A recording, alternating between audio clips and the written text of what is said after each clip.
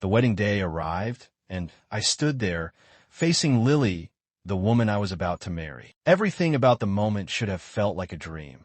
The love we shared, the promises we'd made. But all I felt was a cold weight in my chest, a gnawing emptiness that refused to let go. It was like I was standing outside myself, watching someone else make the vows I had no right to make. I couldn't look at her the same way anymore. The guilt had already poisoned everything. I watched as Lily smiled, her eyes full of trust, of hope, and I couldn't even look her in the eye. Every part of me screamed that this was wrong, that I couldn't go through with it, that I was about to marry the one person who didn't deserve any of this. But I couldn't stop. I couldn't break her heart. I couldn't bear the thought of losing her, even though I had already betrayed her in ways she would never know. I thought about Sophie, about the way we'd been, how it had felt to be with her. She had been a reminder of something I thought I'd lost, my freedom, myself. She had brought back the excitement, the unpredictability I craved. And in that moment, I realized what I had already known.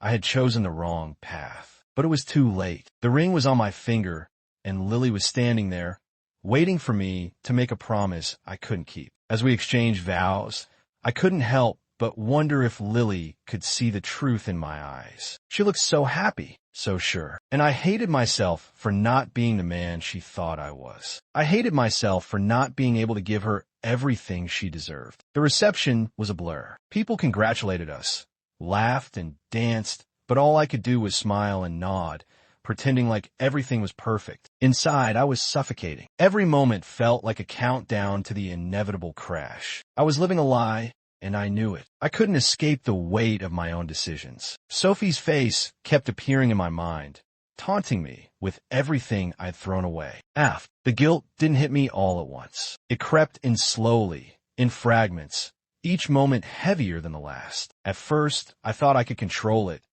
that I could compartmentalize this affair, keep it separate from my life with Lily. But the more I saw Sophie, the more I felt like I was losing myself. I started lying to Lily with ease, small lies, harmless ones, where I was who I was with. At first, I convinced myself it wasn't a big deal. We were planning a wedding. I was busy. She wouldn't understand. But the truth was, I was avoiding her. I couldn't bear to look her in the eyes and see the woman I was betraying. Each day felt like a countdown, the clock ticking louder and louder. Every time Lily asked if I was okay, if I was excited about the wedding, I'd force a smile and say yes, even though everything felt like it was cracking beneath the surface. I didn't want to be the man who let her down. I didn't want to be the one who ruined the life we were supposed to have. But I was already ruining it, and I couldn't stop myself. Sophie, on the other hand, was growing more insistent. She didn't care about the lies. She didn't care about the consequences. She wanted more. And every time I saw her,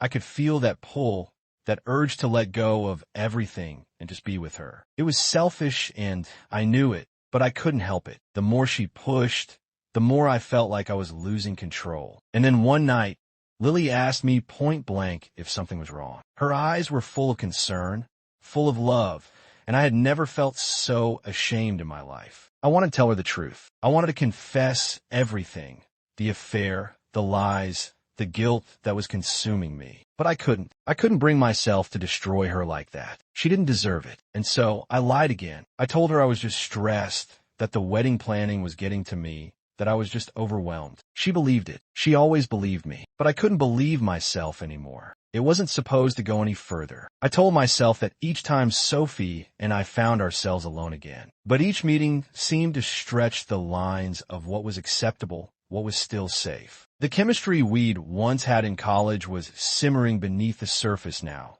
with a depth that scared me. It wasn't just the flirtation anymore. It was the feeling of being seen in a way I hadn't realized I missed. Sophie noticed things about me that Lily didn't. She saw my doubts, my fears, and she knew how to make me feel understood, alive again. It was intoxicating, and I started to crave it more than I should have. The coffee dates turned into dinners, then late-night walks. At some point, I stopped pretending this was just friendly. I couldn't fool myself anymore. Sophie was no longer just a friend, and I was no longer someone who could claim to be loyal. The boundaries kept eroding, and I kept finding excuses for why I didn't need to stop. I told myself Lily would never know. Sophie would never tell anyone. It was just an affair of the mind, nothing physical. But I knew better. Even if nothing had happened yet, everything had already shifted. Then, one night, after a dinner that had stretched late, I found myself sitting beside Sophie in the front seat of my car. We had been talking about something trivial,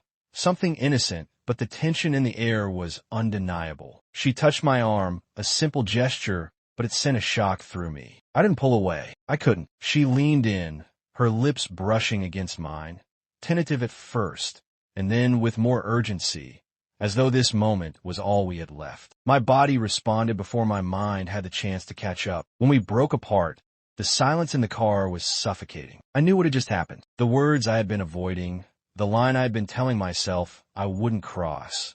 They were gone, erased by a single kiss. Sophie looked at me, her eyes wide, searching for something. I wanted to say some tea. I always thought I knew what love was supposed to feel like. With Lily, everything made sense. The quiet companionship, the shared plans, the steady forward motion towards something permanent. She was gentle in ways I never knew I needed, patient when I was impatient, forgiving when I stumbled. So when I asked her to marry me, it wasn't a question of love. It was a question of timing. The future we built felt secure, even if sometimes it lacked the spark people always talked about. I told myself that spark was for stories, not real life. It was a normal evening when Sophie's name lit up my phone. I hadn't thought of her in years, not really. An old college friend?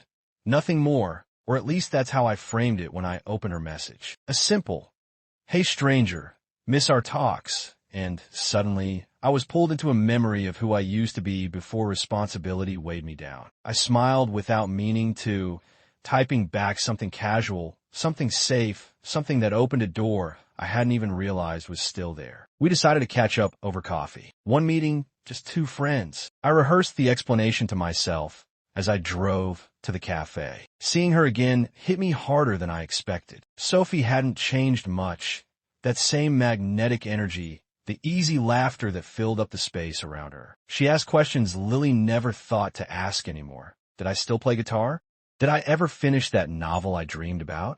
I found myself laughing too hard, leaning in too close. It was alarming how natural it felt, how easily old patterns fit. The conversation stretched longer than planned. When I finally glanced at my watch, hours had passed without me noticing. Guilt pricked at the edges of my mind, but I pushed it aside. Friends can meet for coffee. Friends can talk about old dreams. There's nothing wrong here. I kept telling myself that as we made loose plans to meet again, as I felt the hollow place inside me stir awake. Over the next few weeks, one meeting,